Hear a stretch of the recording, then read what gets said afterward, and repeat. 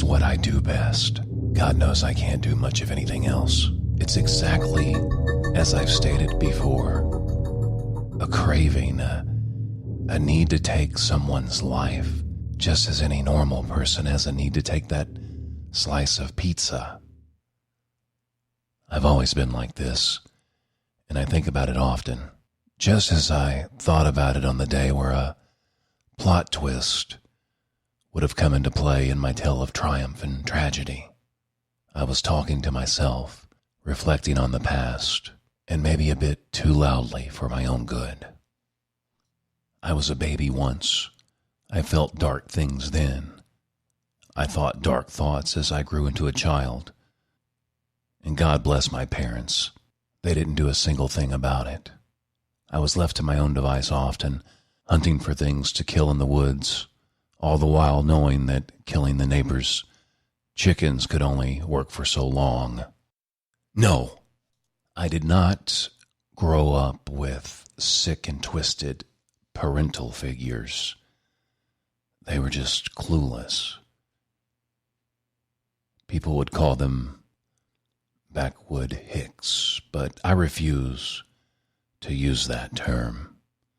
It's disrespectful to them and to their memory. They loved me. I don't know why, but they did. From what I've been told, my mother gave birth to me inside of their tiny log cabin, and that was that. No birth certificates, no social security cards, nothing. Thank you, Mom and Dad. You have made living the life of a psychopath, serial killer so much easier. And I mean that. Without your help, I wouldn't be where I am today. I'd probably be in prison. No Name. That is a very interesting story. Tell me more. I searched for this voice as if I could ever see the man behind the voice. I'd never seen Dickens, not once. Instead, I was met with a robot. A bizarre, orange-colored object with wheels to get around and hands to squeeze the life out of you. I am Roboto. I was created by your boss to keep tabs on you. You often wake up late. Sometimes you do not shower, and you need to. Your boss says you smell like death, and the police dogs will find you. Dickens is busy. I get it. Dickens can't keep tabs on me as much as he'd like, so he invented you. You're just a high-tech spy that's probably not good for anything else. Can you make pancakes or give me any useful information? Because I really don't have time. Human. The subscriber count for the Annihilation Chamber now sits at 15,666. Oh, wait. I have just subscribed as well. That's 15,667. Yeah, I don't even know what to say to that. I will tell Dickens you send your thanks. You wouldn't want to seem ungrateful, would you? He made me for you, and he seems like an awful man to get along with. At times, yes. Do you care for him, No Name? Do you care for Mr. Dickens? That's a complicated question. Answer it. Would you like to escape this place? Do you think about escaping? Let's not talk about this right now. Truth be told, escaping had crossed my mind more than a few times. But where would I go? Dickens gives me everything I want. I don't need freedom. I don't need a way out. I don't need a family. Dickens and his ways of letting me live out my deadliest desires are all I need. We can table this discussion for later. Have you read the newspaper as of late? No, why? Am I in there? I was not impressed at all with Dickens' new robot toy. I'd much rather have the real thing, but I suppose if Dickens is dealing with more and more subscribers, that means more customers, and that means more people for me to kill. As a matter of fact, No Name, you are. You are right on the front page. It looks like some children Are calling you their hero. They made a float dedicated To you for a New Year's parade downtown. I stood to my feet abruptly.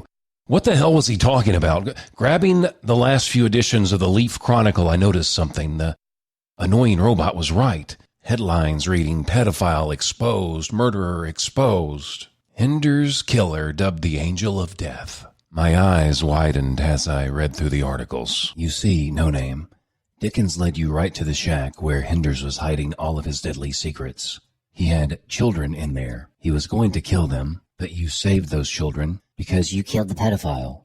Make sense? Why haven't the police come for me? Why am I being celebrated by the entire city? Do they know my face? Of course not. You said it yourself. You have no identification, which means you legally do not exist. It's quite incredible now that I think about it. Dickens, of course, knows all of this. And he isn't setting up a torture chamber. No, he counted on this happening.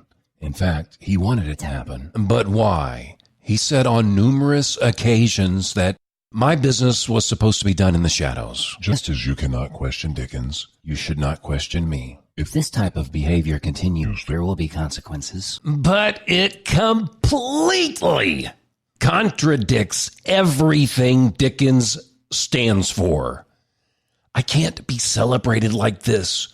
They can't know I exist. stop crying, or I will notify Dickens that your torture chamber must be prepared immediately. You are a fairy tale to them. These kids told their parents they saw you killing the monster, and they told these kids the angel of death saved their lives.